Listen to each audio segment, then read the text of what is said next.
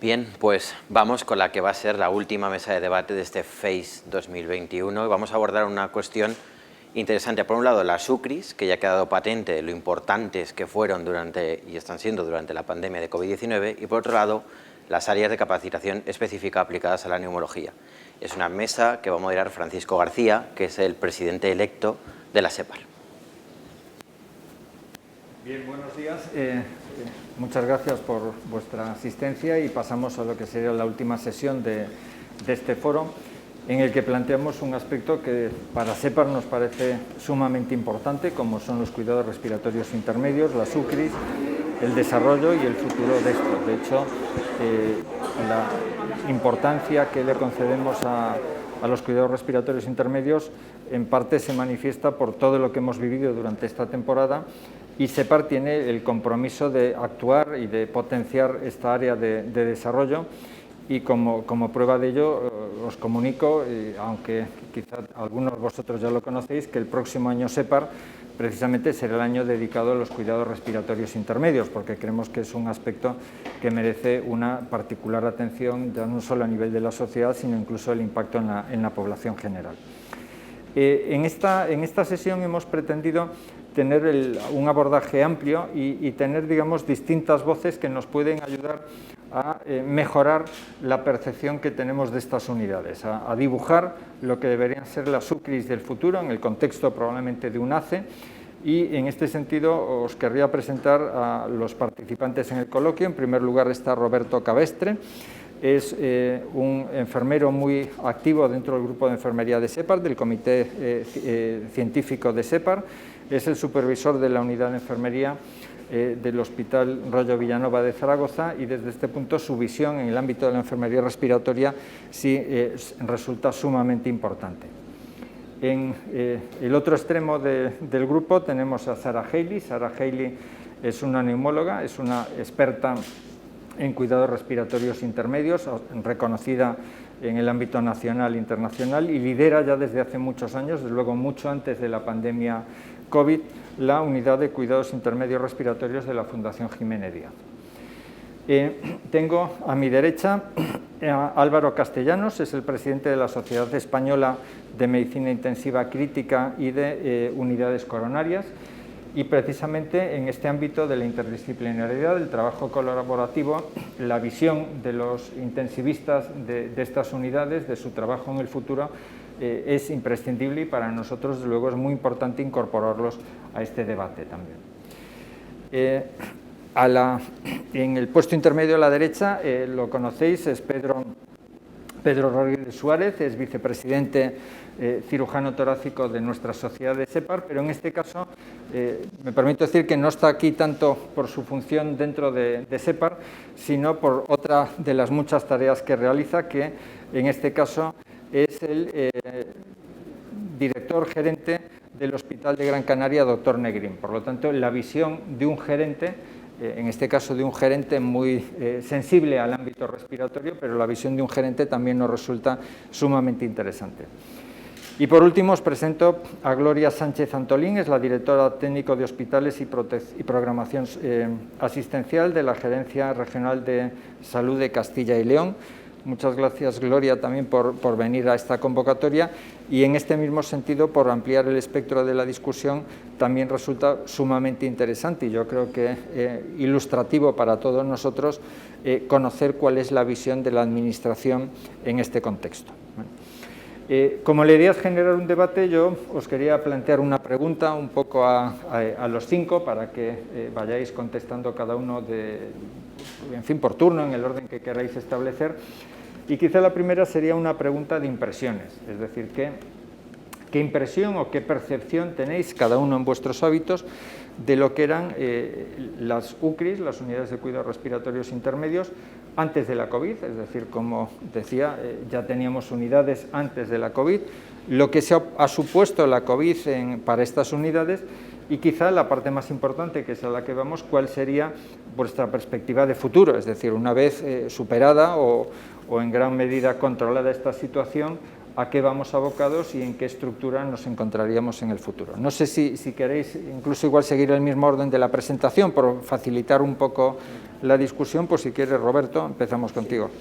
Sí, bueno, daros las gracias a la organización, al comité y a Redacción Médica por haberme invitado. Y bueno, con respecto a cómo estábamos antes, yo puedo contar un poco la experiencia de nuestro hospital, ¿no? Antes de la pandemia acabábamos de poner, unos meses antes, 2 camas de monitorización respiratoria. El nuestro es un hospital pequeño, entonces una UCRI como tal no tenemos. Ahora mismo son 9 camas de monitorización respiratoria. Y digo que no es una UCRI porque nos falta pues, la guardia presencial, por ejemplo, del neumólogo, las 24 horas y un poco también el espacio no es el adecuado porque son habitaciones, ¿no? Entonces, bueno, sí que estamos haciendo cuidados respiratorios intermedios, sí que estamos haciendo una labor de contención. Vamos, en esta última fase de la pandemia nuestra UCI prácticamente no se ha enterado. Hemos pasado, me parece, 3 pacientes en más de 2 meses. Entonces, bueno, la labor de contención que se está haciendo es inmensa y creo que hacia allí tenemos que seguir, ¿no? Que tiene que seguir habiendo estas unidades de monitorización respiratoria, UCRIs, lo que en cada sitio se pueda disponer. Y es importante sobre todo dotarlas de personal. Pues nuestra ratio de enfermera paciente 1:4 es importantísima, ¿no? Y si además añadimos que es COVID, pues necesitamos a lo mejor un apoyo externo fuera de la habitación que nos tiene que apoyar, ¿no? Entonces esa ratio incluso se incrementa. Esto es muy complicado cuando la administración ahora mismo nos está fiscalizando también, porque el gasto se ha disparado, no se contrata al personal, mantener el que tenemos nos cuesta sudores, tenemos que intentar bajar ratios cuando hay, hacer una mejor gestión, ¿no? del personal. Entonces, bueno, a futuro yo creo que se tiene que mantener, nuestra sociedad lo tiene que potenciar, igual que ya se está haciendo, instaurando el año próximo como el de los cuidados respiratorios intermedios y poco más. Tenemos que, desde el punto de vista de enfermería, habría que reconocer la formación en respiratorio de la enfermería. Estamos trabajando desde el área con el Consejo General de Colegios de Enfermería para a través del Ministerio conseguir algún tipo de diploma de acreditación avanzada o algo que nos reconozca nuestro ámbito respiratorio y ahora aún más, ¿no? Con los cuidados respiratorios intermedios, que es una superespecialización dentro del respiratorio. Entonces, bueno, hacia allá es donde tenemos que seguir trabajando. ¿Cómo lo ves tú, Sara? Bueno, yo creo que el prepandemia en España, ya no hablando de mi hospital, realmente había muy pocas infradotadas y probablemente infrautilizadas. En parte porque yo creo que no hay una formación como para que esas unidades sean coste efectivas, seguras y eficaces, que a la postre hay que pensar en que esto apoye a la eficiencia para que sea sostenible, ¿no? Entonces, bueno, yo creo que ese era uno de los principales problemas. Llevándolo esto a mi hospital, donde en efecto hay una unidad de cuidados intermedios respiratorios real desde el 2006, desde hace muchos años, bueno, pues es una unidad que en nuestro hospital es realmente esencial, ha sido esencial para un flujo de pacientes adecuado en los entornos del enfermo crítico, semicrítico y la planta de hospitalización, la entrada del hospital. O sea, realmente ahí yo creo que su función esencial era que el flujo de pacientes fuera el adecuado. Pero cierto es que yo no me formé tampoco en España en cuidados intermedios porque no había una estructura dimensionada para formarme. Me fui a mi otro país, yo soy franco-española, me fui a Francia a hacerlo y allí para tener, digamos, la acreditación para poder liderar una unidad de cuidados semicríticos respiratorios se exigen 2 años de formación en reanimación. Que ese sería un poco el futurible que yo plantearé dentro de lo que es la experiencia europea, porque experiencia en España no tenemos. La pandemia, pues nosotros al año tenemos nuestra UCRI es de 5 camas, escalable a 8 en época de epidemia de gripe fundamentalmente, Sí es una unidad de cuidados intermedios, es diáfana, hay un ratio de enfermería 1:5. Nosotros pues tenemos la posibilidad, por la visión directa, de hacer monitorización hemodinámica, hacer destete de ventilación mecánica, ventilación invasiva, no invasiva. La invasiva, insisto, es para destete, no manejamos pacientes intubados, pero eso exige una formación real, para que sea, como digo, algo real y que aporte al sistema, a los pacientes, a la organización del hospital y en general al sistema sanitario del país. Con esas 5 o 8 camas hacíamos 300 pacientes al año, eso es aproximadamente la tasa de ingreso en esas 5 camas. La pandemia, pues en año y medio, pues en efecto han pasado por nuestra unidad 1.232 pacientes, pero porque nuestra unidad se tuvo que hipertrofiar a 36 camas, ¿vale?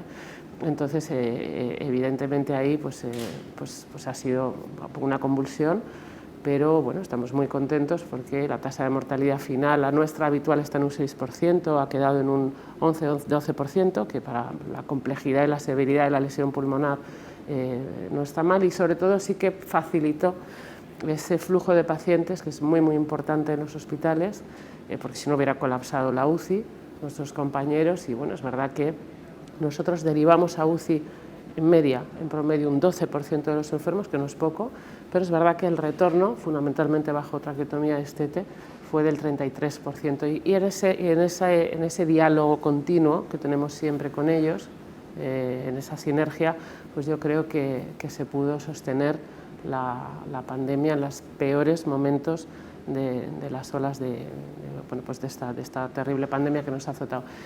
Y en cuanto al futuro, o la visión que yo tengo, esencialmente es geográfica. Lo primero es geográfica, es decir, que ningún paciente, por vivir donde viva o por su código postal, pueda o no recibir una atención intermedia, cuando a lo mejor no es subsidiario por sus patologías de una atención más invasiva, pero que tenga esa oportunidad, con lo cual esto, yo creo, en mi opinión, hay que dimensionarlo para las comunidades autónomas del país.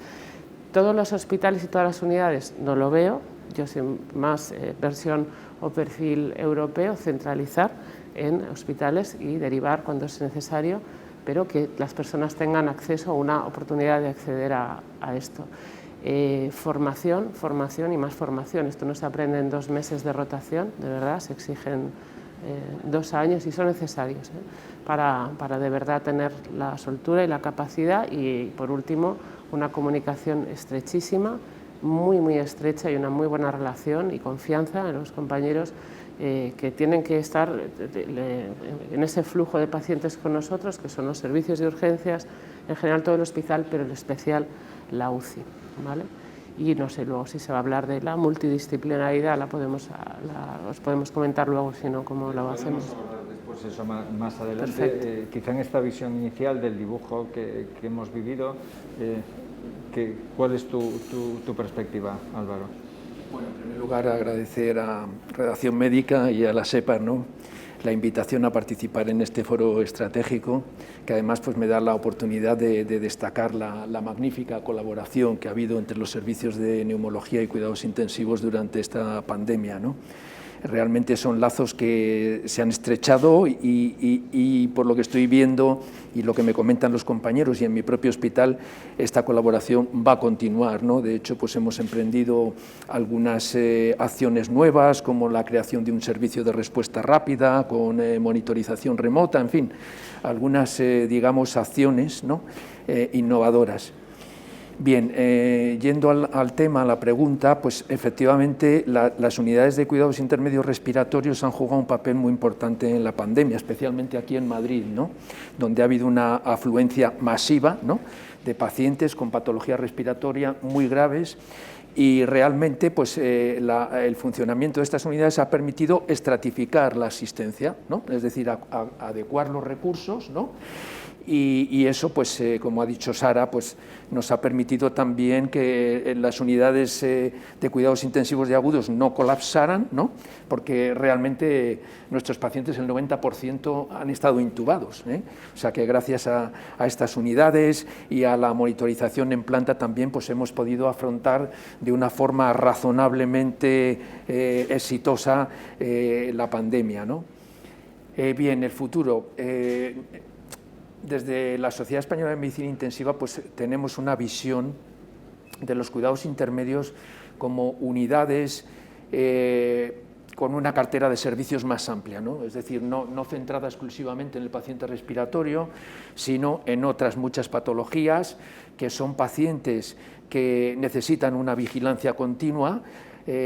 No deberían de estar en planta también por la vigilancia y por las cargas que conllevan para enfermería, pero tampoco en la UCI, ¿no? Entonces, el sitio ideal, desde el punto de vista de su seguridad, del confort y de la eficiencia, que Sara también ha nombrado el tema de la coste-efectividad, pues las unidades de cuidados intermedios generales, polivalentes, por así decir, sería el planteamiento que nosotros proponemos, ¿no? Y realmente, pues en nuestro país hay bastantes hospitales con unidades de cuidados intermedios, fundamentalmente integradas, ¿no?, en el servicio de medicina intensiva, y esta integración pues es que tiene ventajas, ¿no?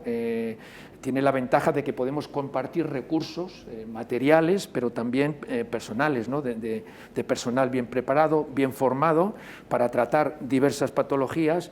Y luego también en el tema de enfermería pues hay una ventaja. Nosotros que tenemos una unidad de cuidados intermedios, las enfermeras rotan, ¿no?, y eso para ellas supone también un gran, digamos, descanso, vamos a decirlo un poco entre comillas, ¿no?, esa rotación por la unidad de cuidados intermedios. Entonces nuestro planteamiento es unidad de cuidados intermedios, sí. Es importante estratificar la asistencia, ¿no?, proporcionar al paciente el mejor lugar terapéutico para él, desde estos puntos de vista que hemos comentado, la seguridad, el confort y la eficiencia, ¿no?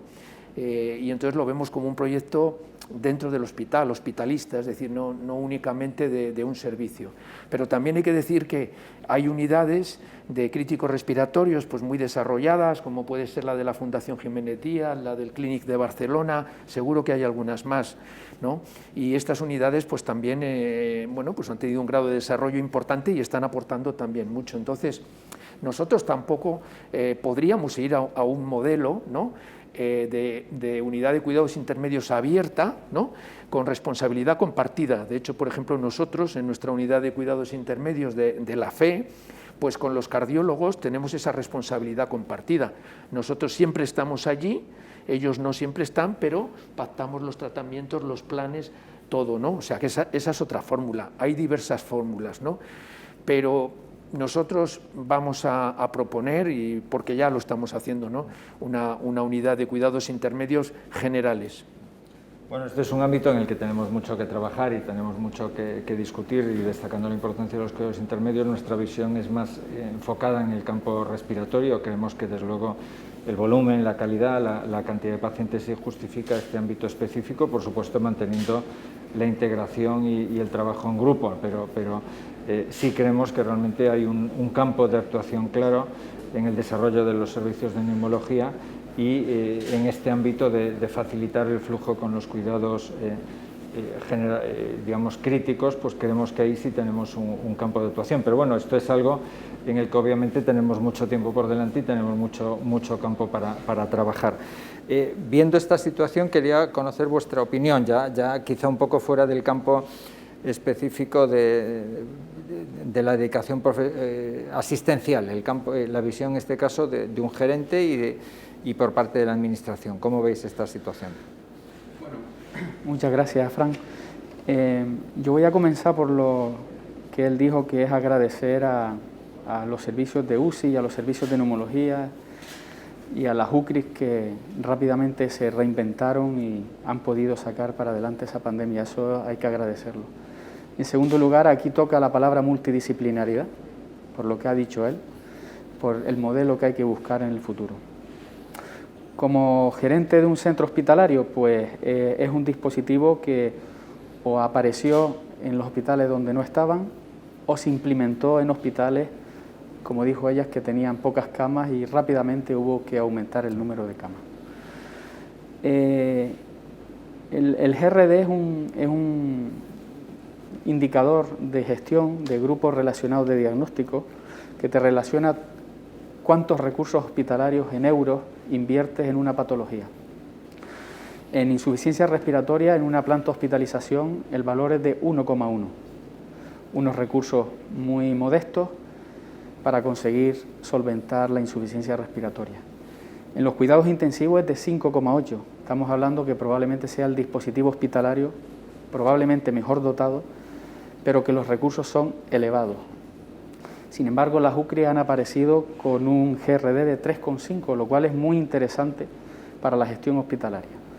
Menores recursos en un área que ha también participado de salvar a pacientes. Es verdad que la implantación en el territorio nacional es muy heterogénea, y las prestaciones incluso son muy diferentes entre ellas, lo cual creo que hay que centralizar unidades y no que se creen unidades a doquier. Tener una unidad que ahorra coste, no es ahorrar coste.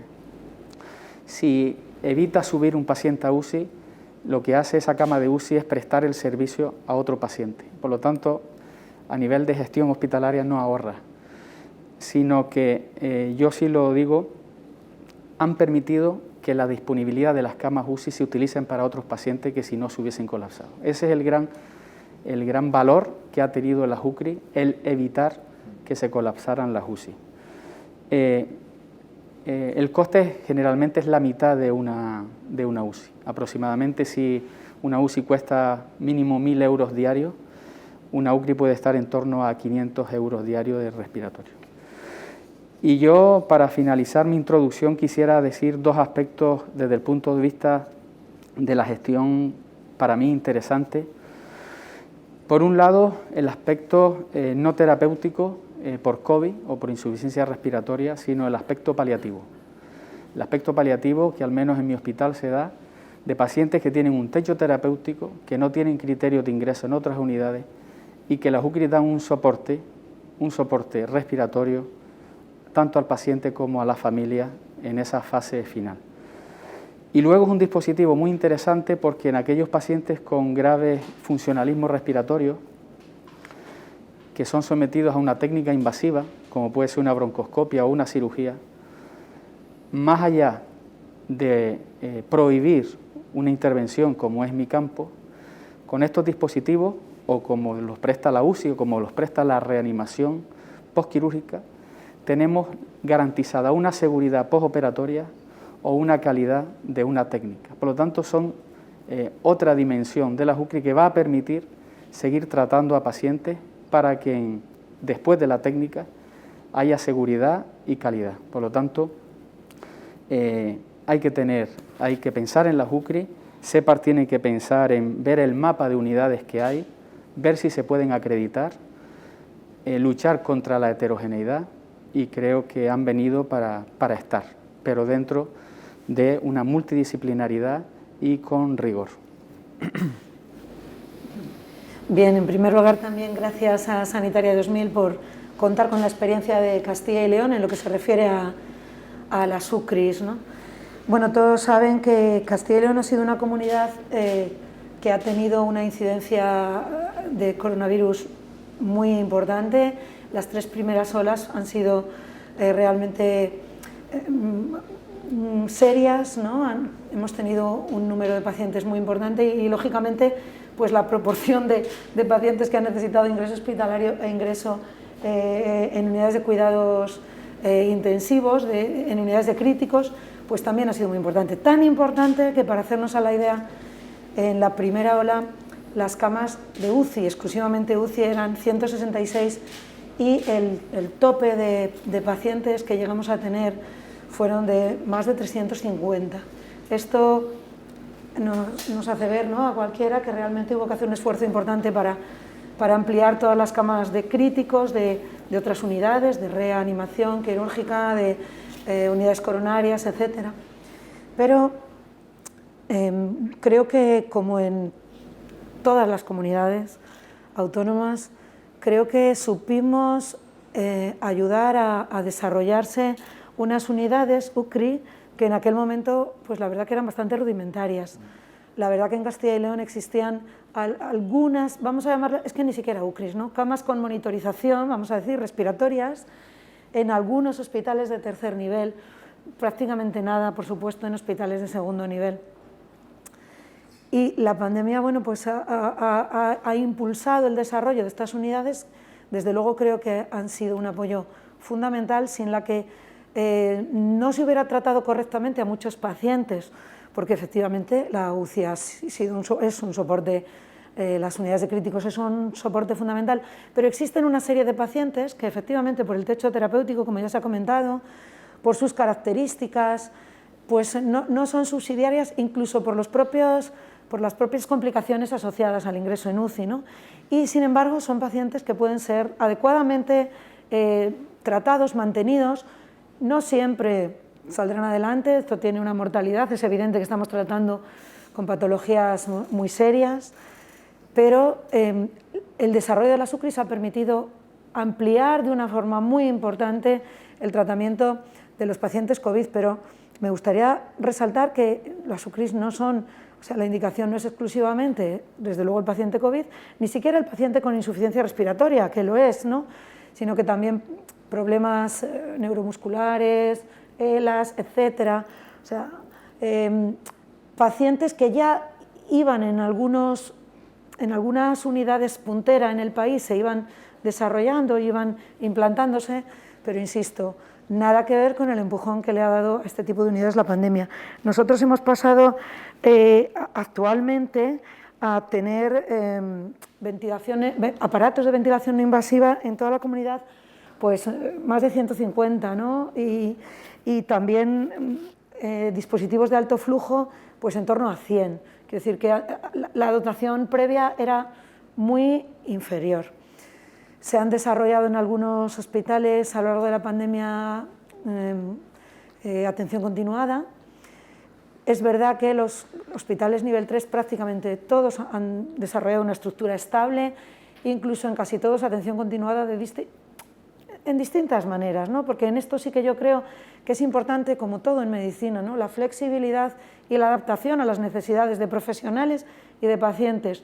Hay combinaciones de todo tipo, desde guardias de presencia exclusivamente de neumólogos, guardias mixtas de neumólogos o guardias localizadas con apoyo y con trabajo colaborativo de otros servicios hospitalarios.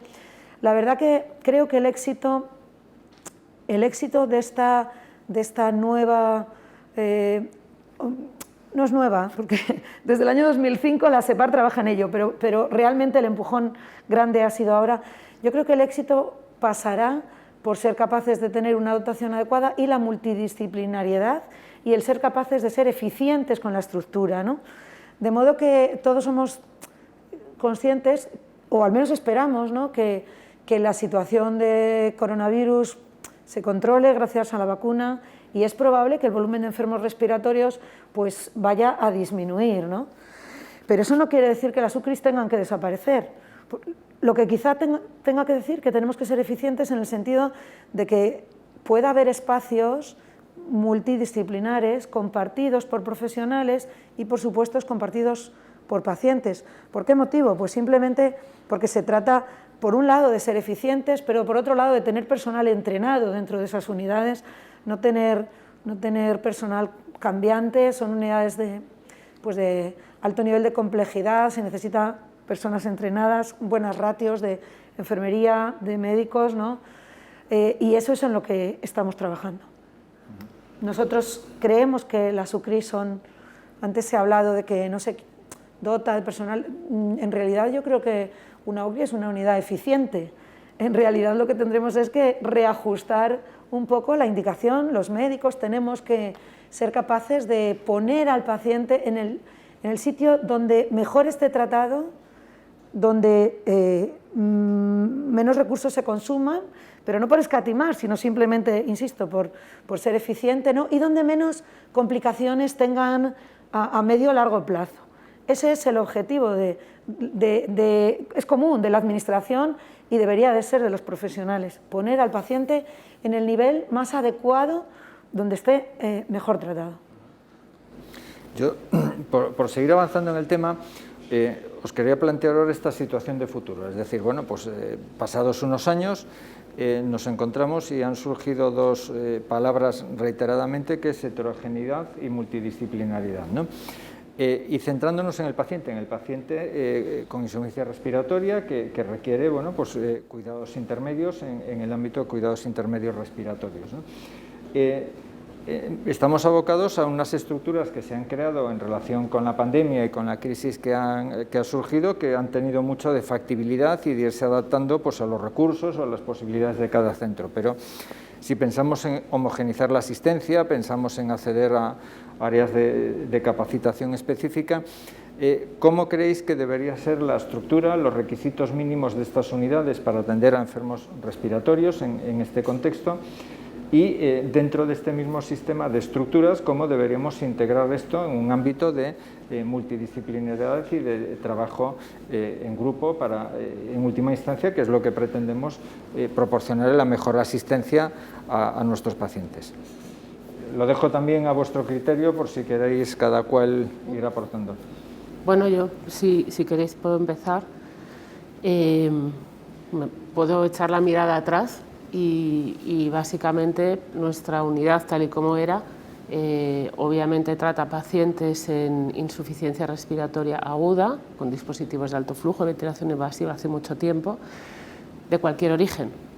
Quiero decir, es que al final, en un paciente semicrítico, que no requiere una intubación inmediata, da igual el origen, sea una disfunción renal, cardíaca, un proceso séptico que se acerca a un proceso infeccioso, el denominador común final, si se le deja evolucionar, es la insuficiencia respiratoria, por lo cual al final sí va a aparecer el requerimiento o del alto flujo o de un respirador. Eso ya ocurría y de hecho nosotros colaboramos mucho con la unidad coronaria cuando hay enfermos que entran, por ejemplo, en edema agudo del pulmón, pero tienen un sustrato, un fondo de insuficiencia respiratorio crónico, entran en hipercapnia, en acidosis, no saben bien cómo manejar los parámetros del respirador, muchas veces o les apoyábamos allí en la unidad coronaria o si prevalecía ese problema se venía con nosotros a la unidad de cuidados intermedios con su apoyo desde el punto de vista médico para todo lo que es el soporte cardiohemodinámico. Igual ocurre con la disfunción renal en diálisis, que puede requerir muchas veces en pacientes comórbidos, que no son subsidiarios a lo mejor de intubación, pero que ellos necesitan ese soporte y nosotros se lo dábamos en nuestra unidad y ellos pues vienen ahí y ahí hacemos la diálisis.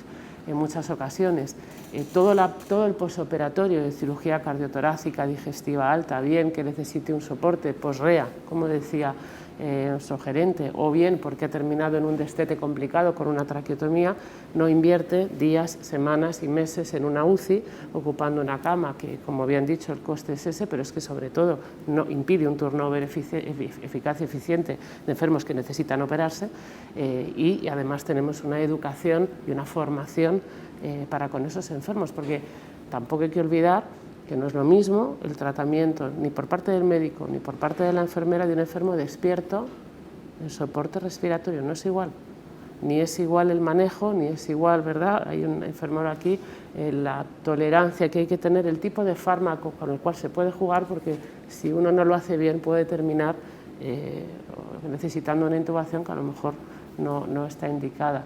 Y ahí está toda la formación y toda la especialización que se debe exigir tanto del equipo de enfermería como del equipo médico. Por eso hablaba de una formación amplia para que de verdad esto sea sostenible en el tiempo y tenga sentido. Y la multidisciplinaridad vive ahí. Es verdad que hay que ubicarla en algún lugar. Yo creo que el denominador común no deja de ser, y es que siempre terminamos ahí, en la insuficiencia respiratoria, y nosotros tenemos una coordinación estrechísima, por supuesto con la UCI, ese es nuestro... Bueno, las sesiones clínicas nuestras son con los intensivistas, pero lógicamente con cirugía cardíaca, cuando tenemos un posoperatorio de ellos, por supuesto con nefrología, si hace falta hacer una diálisis, con el equipo de infectología del hospital, que pasa desde luego visita regular en nuestra unidad por toda la multiresistencia y necesitamos una ayuda. El nutricionista está dentro de la unidad, trabaja en nuestra unidad, el fisioterapeuta, el psiquiatra, el psicólogo, porque hay, no, fuera de la pandemia, estoy hablando de lo que hacíamos ya antes, creo que es hacia donde tenemos que ir. La pandemia lo que ha hecho es que los especialistas que a lo mejor no estaban tan integrados con el enfermo tan severo o que requiriera tanto soporte, ahora lo saben, porque todo lo demás yo creo que ya existía, pero necesita una formación.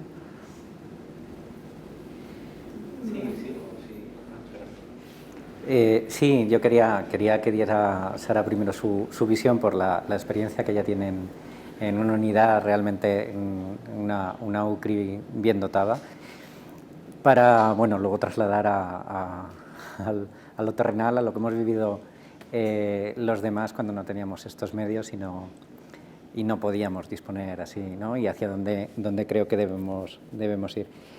La formación es imprescindible. La formación en enfermería, os decía que en nuestro hospital no hay guardia presencial de neumólogo. Cuando le toca por rotación, pues tenemos neumólogo, pero si no, no.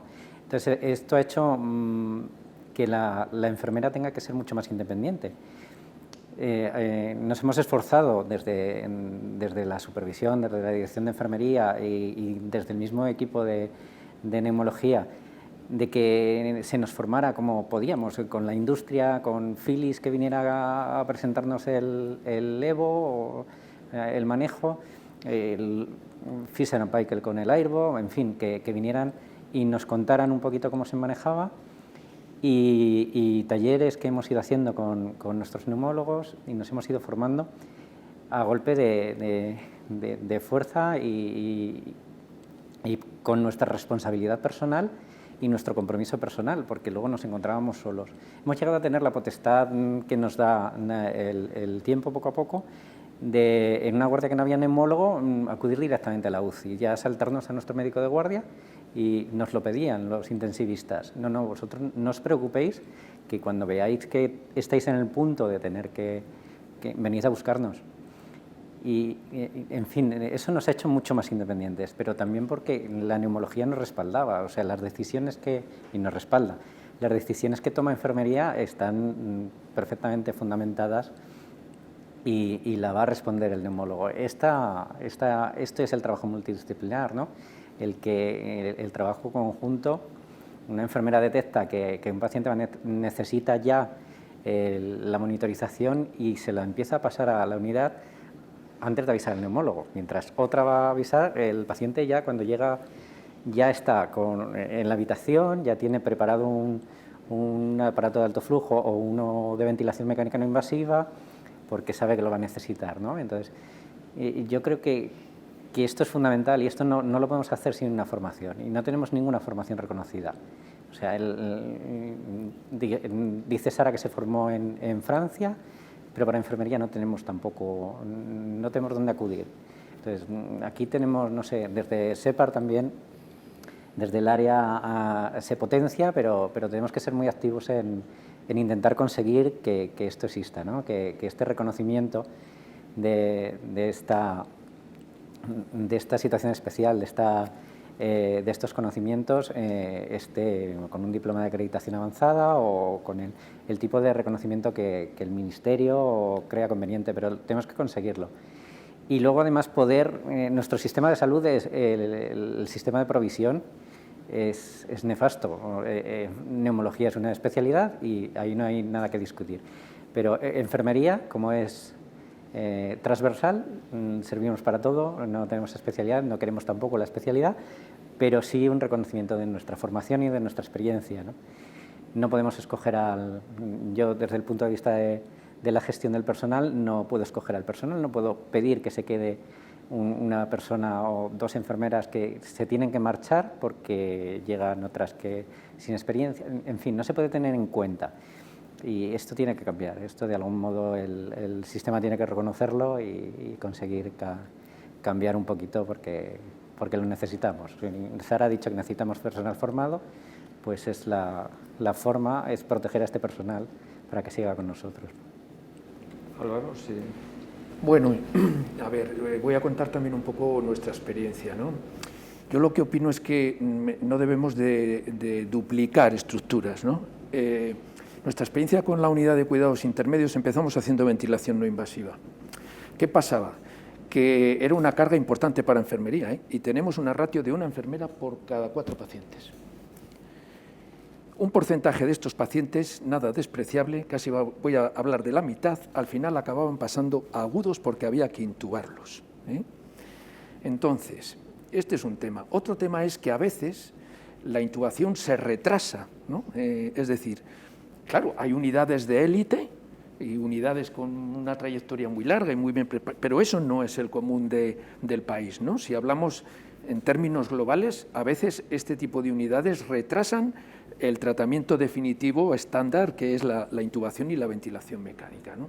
Entonces, por un lado, no duplicar estructuras. Por otro lado, si vamos a crear estas unidades, hay que tener en cuenta que se requiere un gran esfuerzo de formación para enfermería, como acaba de decir nuestro compañero, los médicos también, y luego unas ratios muy adecuadas. Y es que ahora mismo, en nuestro país, las unidades de cuidados intensivos están haciendo esta terapia, ¿no? La ventilación mecánica no invasiva. Nosotros, por ejemplo, tenemos en torno a 170, 180 al año, 1.700 ingresos, y tenemos en torno a un 10% de estos pacientes van a tener ventilación mecánica no invasiva. Es decir, ya tenemos esa estructura para hacer ventilación mecánica no invasiva. Otra cosa es que haya un área, como puede ser el área de la Fundación Jiménez Díaz, ¿no? Que es un área muy grande, con muchos miles de pacientes, soy referencia también, ¿no? para muchas clínicas del grupo, no sé, habría que analizar en cada caso, ¿no? qué sería lo más apropiado, pero quiero insistir en esto, existe ya una estructura donde se está haciendo cuidados respiratorios con experiencia desde hace bastantes años, y esto me enlaza con la pregunta que planteaba sobre la ACE. A ver, el decreto... La ACE vamos después, si quieres. Vale, pues entonces, lo dejamos por ir tratando... Bueno, yo ahí sí querría matizar algunas cosas, es decir, no como moderador interviniente, pero entiendo que en este caso desde SEPAR también me corresponde un poco... en neumología tenemos experiencia larga también en ventilación mecánica no invasiva, tanto en enfermos crónicos como agudos, y los números y el volumen de pacientes que manejamos en este terreno en distintos centros se mantiene durante el tiempo. Y la realidad es que efectivamente puede haber algunas situaciones en las que lo que planteas se retrasa la intubación o no, pero la realidad es que las UCRIs han demostrado una eficiencia, si nos centramos en el caso de la pandemia, importante, y en muchos centros se ha analizado que la tasa de pacientes que acaban en UCI está en torno al 20%, o sea que realmente nos manejamos con unos ratios de pacientes que efectivamente sí se benefician de esta intervención, que los neumólogos venimos haciendo ya desde hace mucho tiempo y que tenemos, digamos, un área consolidada de trabajo en este campo. Evidentemente tendremos que buscar formas de integrarnos, de ser lo más eficientes posibles en este trabajo, pero yo creo que tampoco podemos dejar de lado esta trayectoria consolidada por muchos grupos y en muchos centros desde nuestra perspectiva, y sobre todo, bueno, pues en aquellos centros en los que esto no era tal, la pandemia lo que ha puesto de manifiesto es un déficit que ha sido necesario asumir, y en este caso mayoritariamente por los servicios de neumología.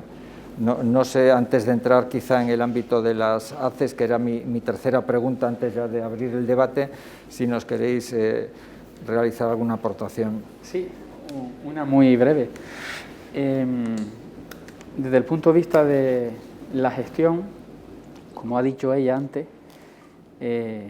a nivel hospitalario o a nivel regional, nosotros tenemos que garantizar seguridad, calidad, satisfacción y la eficiencia. Y en mi caso particular, la eficiencia es lo último. Si todo lo anterior tiene un coste, se asume. Es así de claro. En nuestro hospital, pues hay ventilación no invasiva en el servicio de urgencia, la unidad de críticos, a la entrada de un paciente, porque la puede necesitar.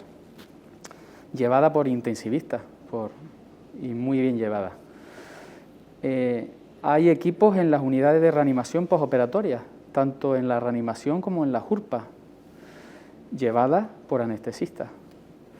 Hay equipos en la planta de hospitalización que aumentó un 25% sus camas por el COVID, llevadas por neumólogos, con un histórico y una trayectoria muy larga. Y hay equipos, como ha dicho él, en la UCI, concretamente en la unidad de respiratorio. ¿Qué pido yo como gerente? Coordinación. Nosotros ponemos los recursos para la seguridad, la calidad y la satisfacción, pero si la eficiencia no se puede garantizar porque el coste es elevado, lo primero es el paciente.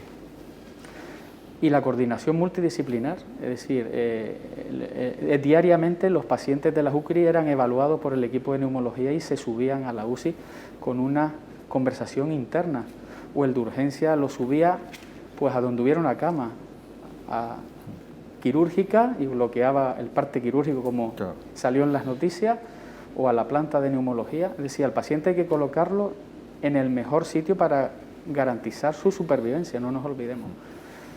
Que luego entremos en las fronteras profesionales es otro tema, pero creo que, al menos mi experiencia, es que podemos conseguir una coordinación en beneficio de ellos.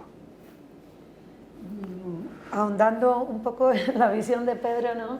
Dos comentarios. Uno es que cuando hablamos de eficiencia, tengo la sensación de que a veces se percibe como algo restrictivo, etcétera, ¿no? Y en realidad eficiencia en la administración supone que estamos empleando el dinero público y nuestra responsabilidad es emplearlo de la forma más adecuada posible, porque viene de los impuestos de los ciudadanos. O sea, nuestra obligación es ser eficientes y transparentes, de modo que los ciudadanos que pagamos nuestros impuestos, yo creo que además con mucha satisfacción para mantener un sistema sanitario que con sus debilidades, que las tiene, y el coronavirus nos las ha puesto en evidencia, pues a pesar de todo creo que los ciudadanos tienen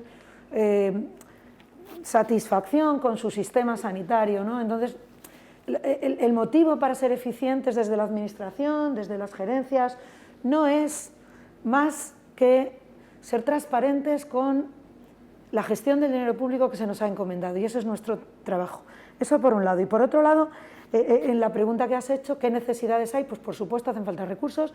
Hemos hablado de equipos multidisciplinares, por supuesto, una ratio de enfermeras esto está publicado en numerosos documentos, ¿no? Una enfermera por 4 pacientes, un médico por 6 pacientes, fisioterapeuta en torno a 1 por 6 pacientes, apoyo psicológico, que me parece también en este tipo de unidades importantísimo, personal técnico auxiliar de enfermería, pues fundamental. Eso por un lado, o sea, el personal adecuado. Por otro lado, la segunda palabra que diría es formación, apoyando también lo que habéis dicho. Formación significa, me gusta poner ejemplos, ¿no?, para que lo entendamos. Es posible que hace 40 años la medicina, la enfermería iba a un ritmo lento que permitía mantener durante muchos años una capacitación adecuada sin mucho esfuerzo de formación continuada, igual que en la sociedad. O sea, hemos pasado muchos años con el mismo tipo de teléfono y de repente surge la tecnología y tenemos que adaptarnos al nuevo teléfono inteligente, a las redes sociales, etc. Bueno, pues el sistema sanitario también tiene que entender que los cambios en las especialidades, los cambios en el aparataje, los cambios los cambios tecnológicos asociados a nuevos fármacos, a nuevos aparatos, a nuevas técnicas endoscópicas, quirúrgicas, etc., están exigiéndonos un cambio brutal, y eso es muy exigente, no solo para la administración, sino para los propios profesionales. Es un cambio que tenemos que abordar, o sea, todos tenemos que, desde la administración, empujar ese cambio, entender que la formación es imprescindible, entender que aunque no haya áreas de acreditación, no haya todavía, que ojalá el Ministerio está pendiente de algunos desarrollos de los diplomas, ¿no? Ojalá los que están propuestos se aprueben porque son necesarios, pero aunque no haya, vamos a decir, ese diploma para determinadas especialidades, es verdad que los gestores a nivel medio, o sea, direcciones de enfermería, gerentes, sí que tenemos que ser capaces de entender que no se puede rotar ese tipo de personal. Pero mi tercera palabra es, o sea, primero la dotación, segundo la formación, tercero, yo diría la palabra alianzas. ¿Para qué? Para lo que decía al principio, para la eficiencia. Alianza significa que efectivamente, no, quiero decir, que tenemos que ser capaces de entendernos. Además, yo creo que la doctora Sara lo ha planteado de verdad con un talante negociador y conciliador, el doctor Álvaro también, ¿no? Vamos a ver, es imprescindible las alianzas entre equipos. Hay enfermeras entrenadas en UCI, que es posible que si las otras unidades de cuidados críticos necesitan un entrenamiento similar, puede haber un trasvase entre personal de enfermería, entre unidades que comparten respiradores muchas veces, ¿no? Que comparten material similar. Quiero decir, tenemos que ser capaces de entendernos, de efectivamente colaborar con otros, no vernos como enemigos por ser especialistas de diferentes ámbitos, sino todo lo contrario.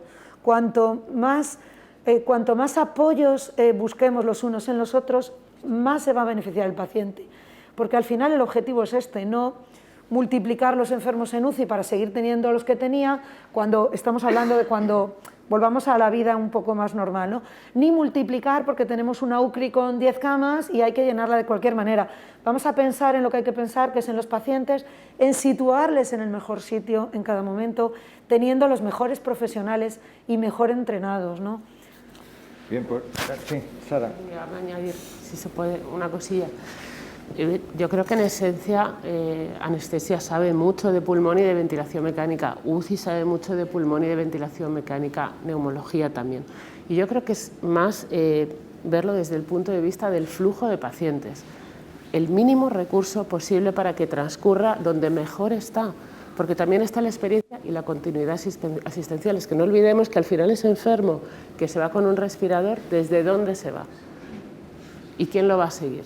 Entonces, es un embudo lineal, lógico. Entonces, en efecto, nosotros, por ejemplo, pues damos respuesta, el paciente que se opera pasa su posoperatorio inicial en reanimación, pero si vemos y ellos ven que necesita más soporte, pues por su confort y porque lo sabemos hacer, lo destetamos del todo en intermedios a un ratio que es un ratio 1,5, que ese ratio intermedio, el ratio de UCI no es, o por lo menos las UCI aquí no es 1,5, ninguna enfermera tiene 5 enfermos intubados o pronados o en distrés grave, ¿no? Igual ocurre con la UCI, con nuestros compañeros de la UCI, o sea, sinergia y flujo de pacientes y buscar a dónde va el paciente, porque el paciente se irá del hospital con un respirador muchas veces, que luego hay que continuar. Por eso nosotros insistimos entre, no solamente desde el conocimiento y desde la excelente relación que tenemos con nuestros compañeros, que saben hacer muy bien eso en la parte crítica, podamos mantener al paciente y llevarlo hasta casa y luego seguirlo, porque es un enfermo crónico que volverá y tiene que estar cuidado. En el ámbito este del debate, como la idea es dar la mayor participación posible, nos están poniendo una nota de que hay preguntas por parte de la audiencia. El tiempo se nos está haciendo justo, con lo cual os planteo, digamos, si en este momento alguna de las preguntas se quiere formular. Adelante, Juan Fernando. A ver, yo quería hacer primeramente un comentario y después un ruego, especialmente a Francisco Calvo, a Fran, que va a dirigir la SEPAR dentro de un mes. El primer comentario es sobre lo que nos ha comentado nuestro compañero Álvaro en cuanto a una UCRI o una unidad de intermedios respiratorios debería estar incluida en una unidad de intermedios general. Esto me parece que ya hemos pasado por eso y, de hecho, tanto aquí en España como en otros países donde ahora se favorece el desarrollo y se han creado unidades específicas de intermedios respiratorios, que acabamos de hacer un position paper con Francia, Italia, nosotros y Portugal. Y nosotros, cuando creamos la primera UCRI como tal en el país, en el Hospital San Pedro de Alcántara de Cáceres, ya planteamos a primeros de este siglo lo que Álvaro nos comenta, de hacerlo en una unidad, digamos, multitarea o general. El problema que encontramos, y es el mismo que han encontrado nuestros compañeros de otros países y también en España, es que nuestro volumen de pacientes era muy alto. Y, por otra parte, nuestra formación de enfermería en ventilación no invasiva, que no es la misma que en ventilación invasiva, y nuestros requerimientos eran muy diferentes a otras unidades de cuidados intermedios que no fueran respiratorios. Y esto motivó que, tanto en España como en otros países, se hayan desarrollado principalmente unidades de cuidados intermedios respiratorios, UCRI, que fue el nombre además que le dimos en Cáceres. Y luego, lo que quería comentar más hacia Fran, que quizás con todo esto, y también a propósito de que la mayoría, no del público en general, pero sí de la Administración, conoce las UCRIs, las Unidades de Cuidados Intermedios Respiratorios, convendría quizás hacer desde SEPAR un position paper o similar, estableciendo cuáles son explicando principalmente con argumentos qué es una UCRI, cuáles son sus objetivos, sus criterios, la formación necesaria que luego puede dar pie a hacer a través del Ministerio y de la Sociedad Nacional de la Especialidad de Docencia, pues hacer un ACE, si fuera preciso. Y, por otra parte, que sea el sustento de crear una calidad suficiente en aquellas UCRIs que se están formando o que, a propósito de la pandemia, han dado lugar a que se hagan nuevas unidades de intermedios en el país. Muchas gracias. Muchas gracias, Juan Fernando. Muchas gracias por tu visión, por tus opiniones. Este es un campo en el que, y mi anterior pregunta iba un poco en esa línea, es un campo que a mí me preocupa. Desde el área ya se ha trabajado, se han elaborado algunos documentos de características y, de hecho, bueno, pues hay un grupo de trabajo muy activo, pero yo creo que es, desde luego, un campo en el que tenemos que seguir trabajando y por eso mismo es también la dedicación del año SEPAR a este cometido. Yo creo que tenemos que ser capaces de definir con más eficiencia esas estructuras y de establecer un documento base que pueda ser utilizado de carácter general. No sé si hay alguna pregunta más. Sí. Un segundo, ahora te acercan el micrófono. Sí. Sí. Sí. Yo quería hacer un comentario al respecto de esto, que creo que es lo que resumiría la realidad de lo que tenemos entre manos. Ya en el UCA, en Oviedo, Hospital Universitario de Asturias, se ha quitado el nombre de servicios.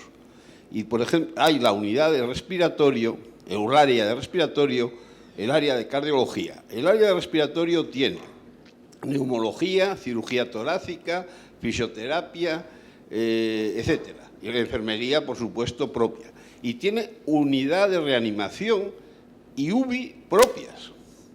Entonces, es la unidad, el servicio o el área incluye servicios de todo tipo. Entonces, tiene que haber, dentro de los de UBI, tiene que haber un grupo que es el de respiratorio y que trabajan en la unidad de respiratorio.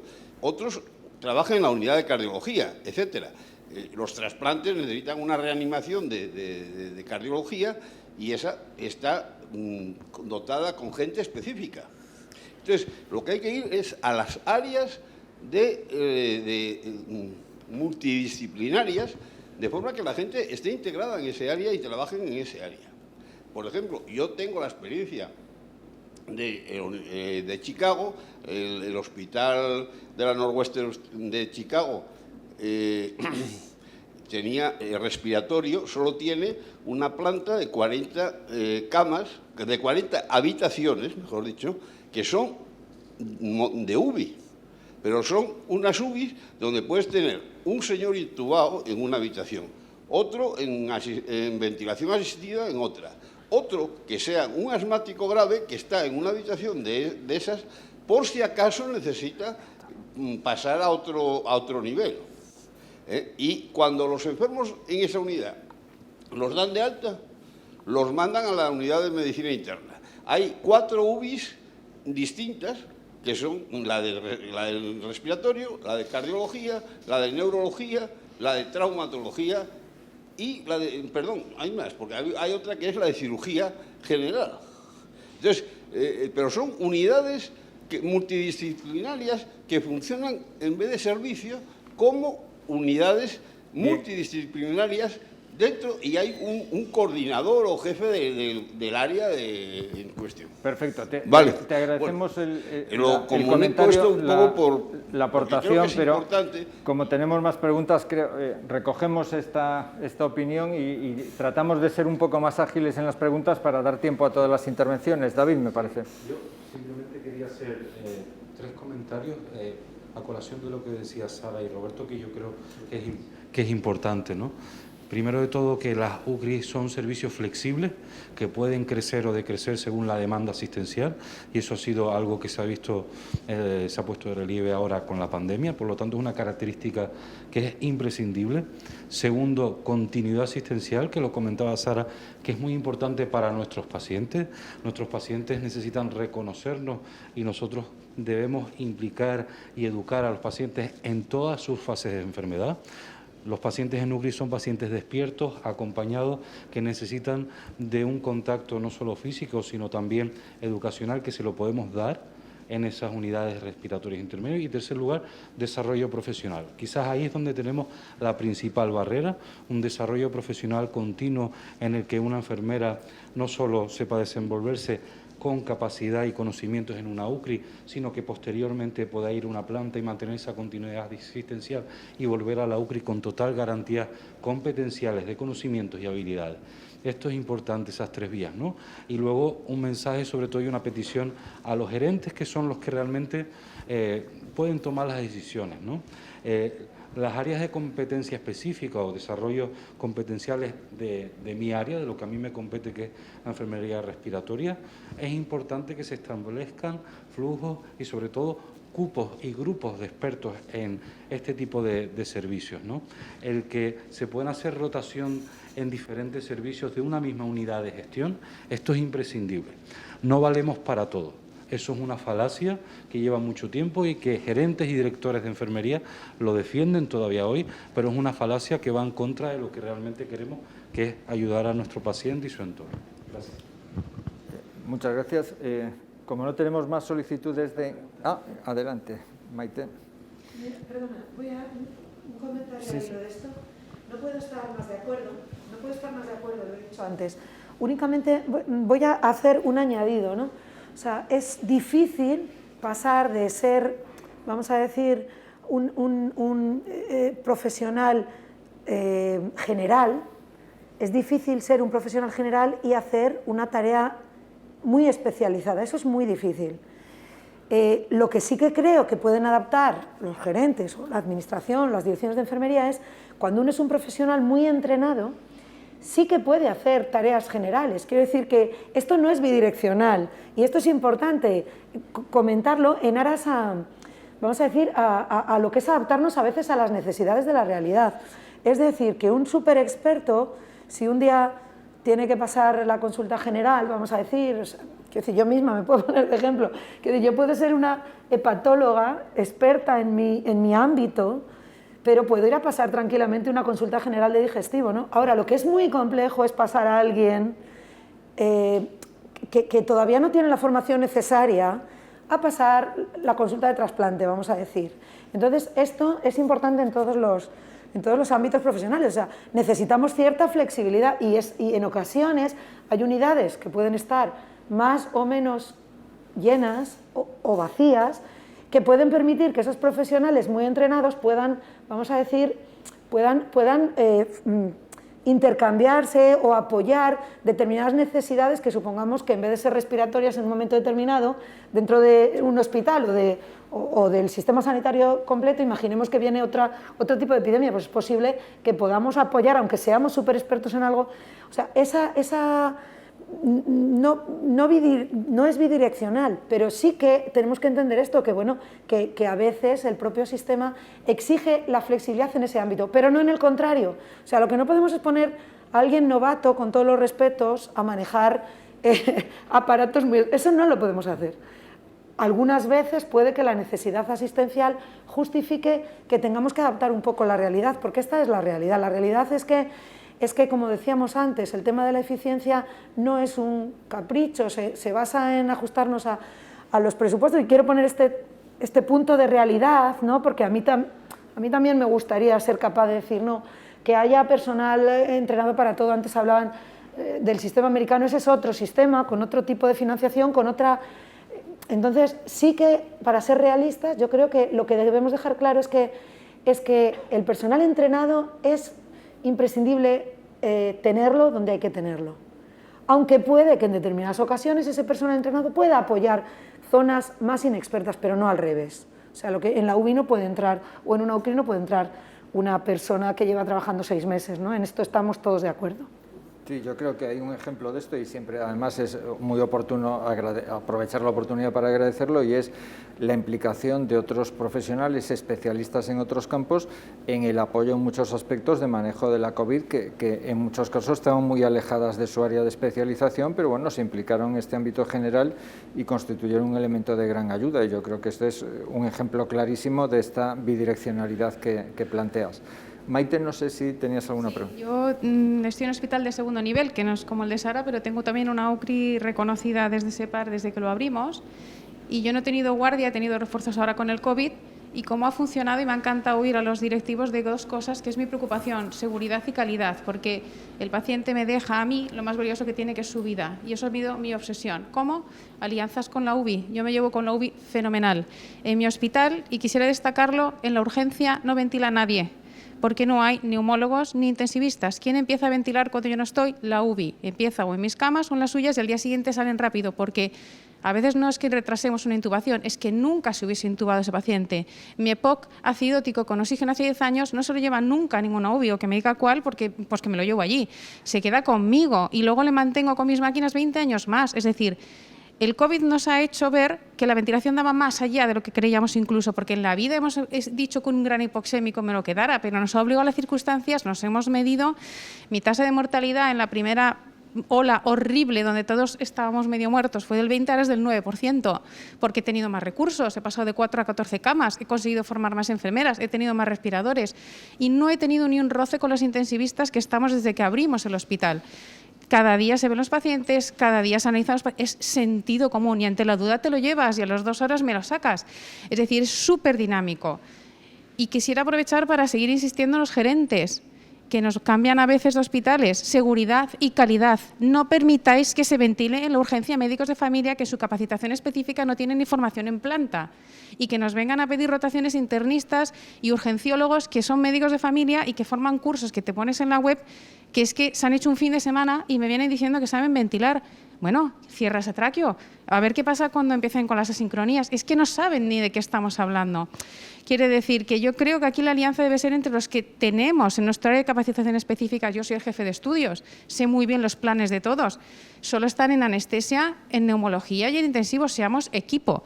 No pensemos si está contigo o conmigo. No, no, si el paciente es el dueño del hospital y del servicio, sea el servicio que mejor lo haga, o todos a la vez, cada uno en su momento, o cuando te toque, o si nos ha desbordado el COVID, todos a una. Pero ahora cuando toca, ¿qué va a pasar con el tuyo? ¿Te lo vas a quedar con el respirador de por vida y el oxígeno y le vas a tú telemonitorizar y a ver si usa el BiPAP? No, ¿verdad?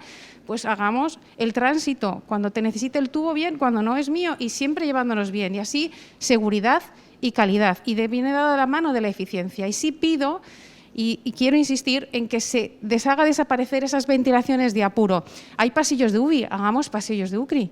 Hagamos pasillos de UCRI. Si un hospital solo tiene 2 neumólogos y no pueden ventilar en la urgencia, lo estabilizamos y lo trasladamos donde sí estemos. Es decir, estuvimos en el plan estratégico de neumología, que lo hicimos con Fran, y eso estaba ahí. Pues lo hagamos también para las broncoscopias. Nadie se le ocurre meterle el broncoscopio si es digestivo, pues porque si la ventilación, porque hay 4 cursos. Entonces, animo también a defensa, todos los que estamos aquí, que estamos preparados, cada uno en nuestro terreno. Yo no voy a querer intubar a nadie, que yo no soy intensivista, pero tampoco voy a hacer una apendicectomía, aunque esté licenciada en cirugía. Entonces, pido también desde las direcciones el apoyo a ese concepto de seguridad y calidad, y eso va con las áreas de capacitación específica de los planes estratégicos de formación. Muchas gracias, Maite. Llegamos ahí, nos quedan 5 minutos y por lo tanto os pediré una intervención muy corta, si es posible, a cada uno de vosotros. Precisamente esto, hablamos fundamentalmente de anestesia, de intensivos, de neumología, en la valoración de un área de capacitación específica en cuidados respiratorios intermedios. ¿Cómo veis esta situación? Realmente es un elemento de valor que permitiría esta trabajo integrado y una mayor colaboración entre los distintos equipos y en última instancia redundaría un mayor beneficio del paciente. ¿Os sumáis a esta apuesta? ¿Qué necesitamos para llegar a ello y cuáles creéis que son los aspectos esenciales para poder ponerlo en marcha? Bueno, yo, cuanta más formación haya, mejor. Eso está clarísimo, ¿no? ¿Cuál es el camino?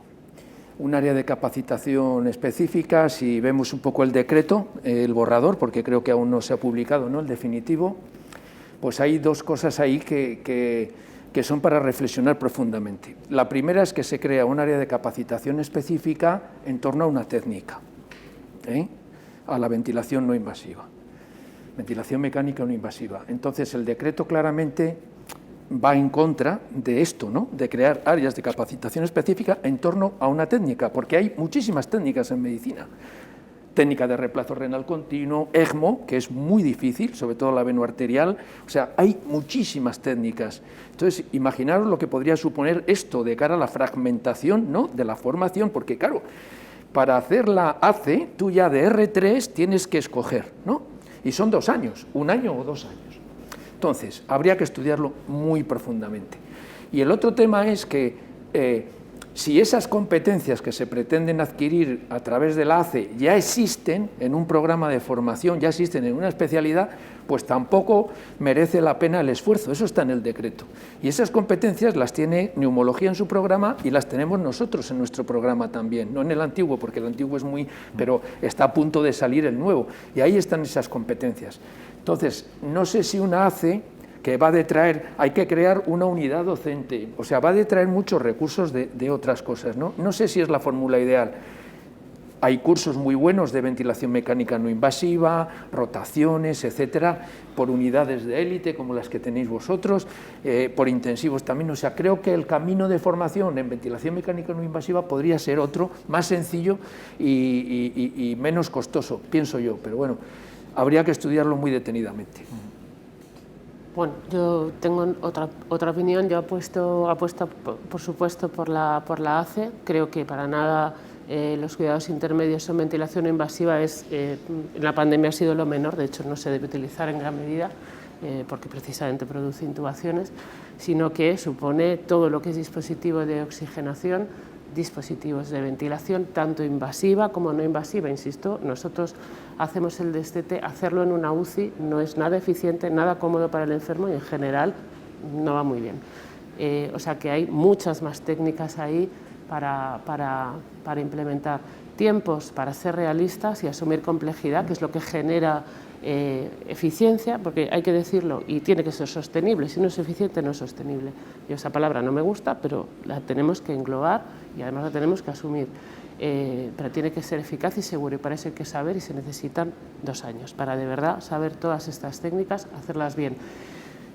Sinergias, todas, pero con personas y personal pues que en efecto, como bien se decía, esto no va de un curso, no vale la mediocridad, es un enfermo grave, ¿vale? Entonces realmente es el diálogo y la sinergia debe ser con medicina intensiva y con anestesia. Es ahí donde yo creo que tenemos que trabajar y debemos de trabajar en conjunto en pro de flujo de paciente que sea óptimo. ¿Alguna cuestión? Quería, breve, si es posible. Para sí, súper rápida. Hace, ¿por qué no?, diría yo. Pero 2 detalles. Uno es que, desde luego, no entiendo las ACEs ni en esta ni en ninguna otra especialidad, sino es después de haber hecho cualquier especialidad. Quiero decir, a pesar del decreto, del borrador del Ministerio, que creo que se está valorando cambiarlo, ¿no? O sea, quiero decir, no entiendo ninguna ACE que no sea después de haber hecho una especialidad. Y precisamente la reflexión sobre las ACEs es que cuando tú ya eres especialista en algo, puedes súper especializarte, por decir de alguna manera, en algo concreto que puede afectar a varias especialidades. Entonces, en este caso, ¿por qué no? Siempre después de tener una especialidad previa. Y yo, desde luego, aquí en las alianzas, la verdad que lo veo más amplio, porque es posible que urgencias también tenga un papel para coordinarse, porque habéis comentado que es que el enfermo llega ahí.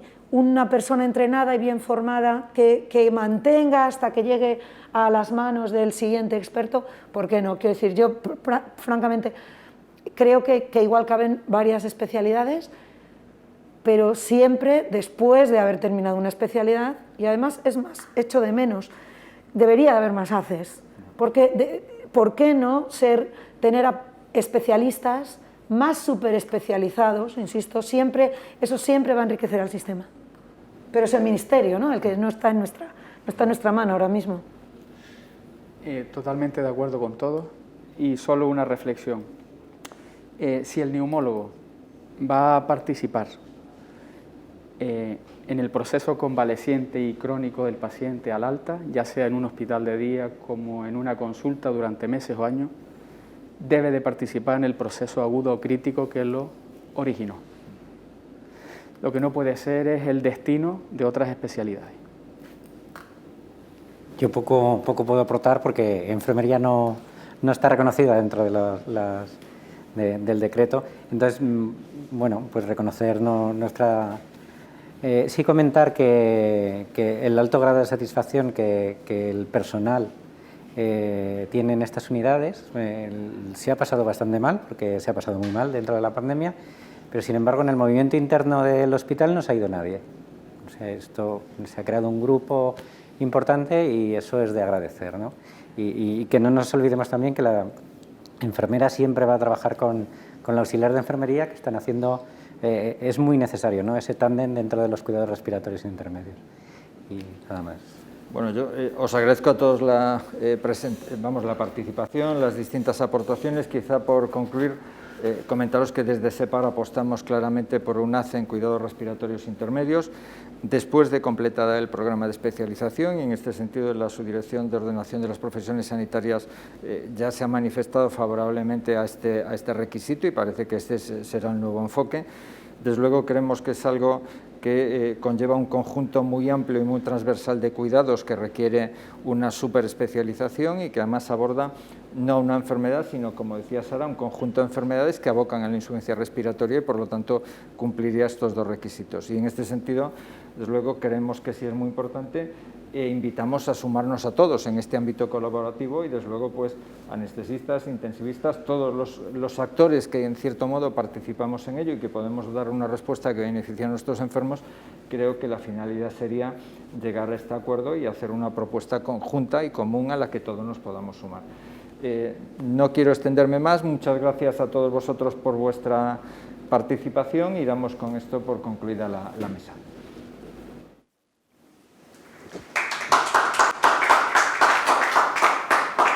Muchas gracias por la moderación, por las ideas. Llegamos al final de este FACE 2021. Gracias a los asistentes, a los ponentes, a toda la gente que se ha desplazado hasta este plató de redacción médica. Y gracias, por supuesto, a los patrocinadores. Gracias a ellos podemos estar también aquí. Gracias a SEPAR por haber convocado este FACE y el deseo es que nos veamos en el del año que viene. Muchas gracias.